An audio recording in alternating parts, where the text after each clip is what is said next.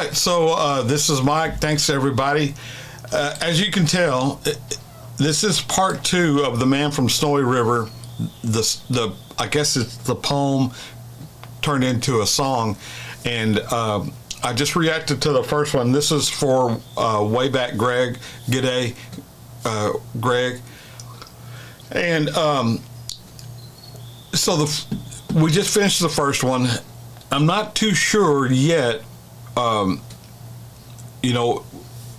this started out as a poem. If y'all didn't see the first part, this started off as a poem, and they converted it into a song later on down. And the poem was 1890. So it's been a long time since this particular poem has been out and penned into this song.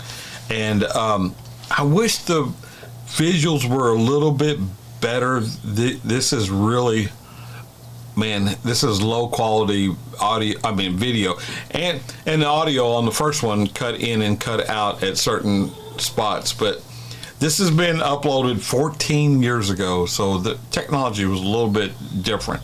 That's a long time. It's not when you're my age, but when you're thinking about how fast technology changes, then it is. So I could go on and on and on, apparently.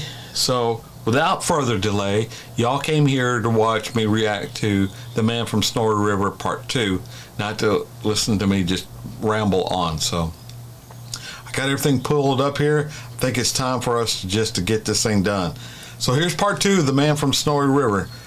Then fast the horsemen followed, where the gorges deep and black resounded to the thunder of their tread, and the stock whip woke the echoes, and they fiercely answered back from cliffs and crags that beetled overhead, and upward, ever upward, the wild horses held their way, where mountain ash and Currajong grew wide. And the old man muttered fiercely, we may bid them a good day, no man can hold them down the other side. When they reached the mountain summit, even Clancy took a pull. It might well make the boldest hold their breath. The wild hop scrub grew thickly, and the hidden ground was full of wombat holes, and any slip was death. But the man from Snowy River let the pony have his head, and swung his stock whip round and gave a cheer, and raced him down the mountain like a torrent down its bed, while the others stood and watched in very fear. Sent the flintstones flying, but the pony kept his feet. He cleared the fallen timber in his stride.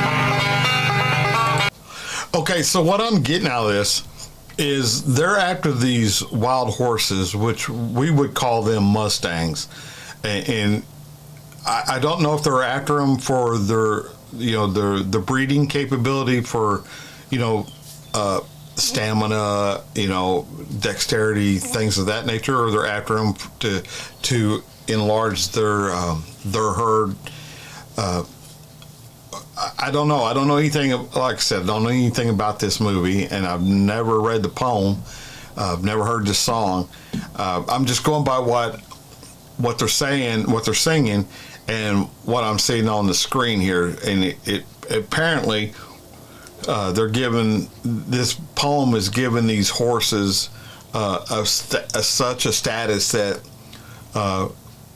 makes them regal, and I will tell you the visuals that I'm seeing, they're pretty beautiful, well bred horses on this movie, and I think it's a poem of man versus animal, and how majestic the animals are, just wanting to be free. You know, kind of putting it what we as humans, we don't want to be. You know, we don't want to be slaves and corralled up either. You know, so that's what I'm getting out of it, and it's just like I said on part one, man. It gives me that John Williamson vibe to how this guy is singing it. And the man from Snowy River never shifted in his seat. It was grand to see that mountain horseman ride through the stringy box and saplings on the rough and broken ground. Down the hillside at a racing pace he went,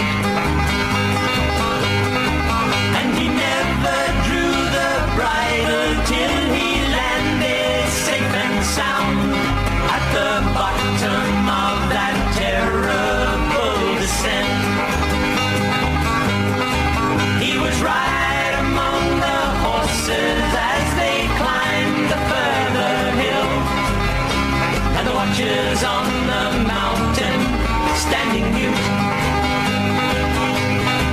saw him ply the stock whip fiercely. He was right among them still as he raced across the clearing in pursuit. Then they lost him for a moment, where two mountain gullies met to the ranges, but a final glimpse revealed. On a dim and distant hillside, the wild horses are racing yet, with a man from Snowy River at their heels.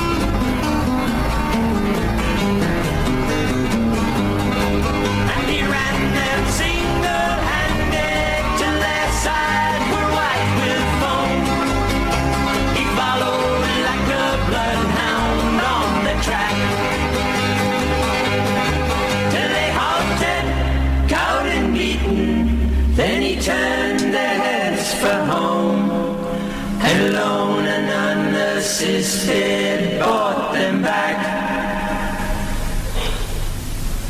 But his hardy mountain pony, he could scarcely raise a trot. He was blood from hip to shoulder from the spur, but his pluck was still undaunted, and his courage fiery hot. For never yet was mountain horse a cur. And down by Kosciuszko, where the pine-clad ridges raise their torn and rugged battlements on high, where the air is clear as crystal and the white stars fairly blaze. Beautiful. At midnight in the cold and frosty sky, and where around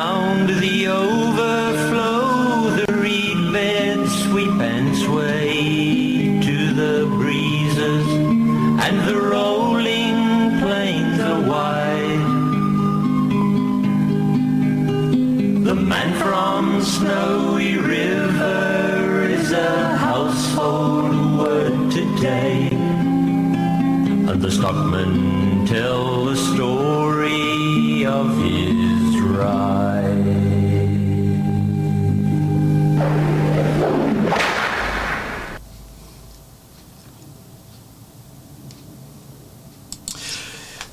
So the man from Snowy River, huh? That is, it's an interesting story. Now, I didn't catch all of it, obviously, but, you know, it gives you an insight into the wild horse. And so I've already talked about how I enjoyed the singing and the tune of this poem slash song. I didn't give any props to that guy riding that damn horse, and he was riding the hell out of that horse, and he looked natural on there. He didn't look like he would have been anybody but somebody who grew up on horses his whole life. So there you are. That was part 2. Thank you, Greg, for the request, and thanks everybody for showing up. And yeah, man, I do this 3 times a day, and so far, anyway, I mean, it's subject to change, obviously, in the future, if depends on how many requests I have. But I hope you enjoyed it, and so that's going to do it for me. Till I see you again, I'll catch you all down the road. Let's go to the outro. All right, man, there's another one right around the corner. We'll see y'all later.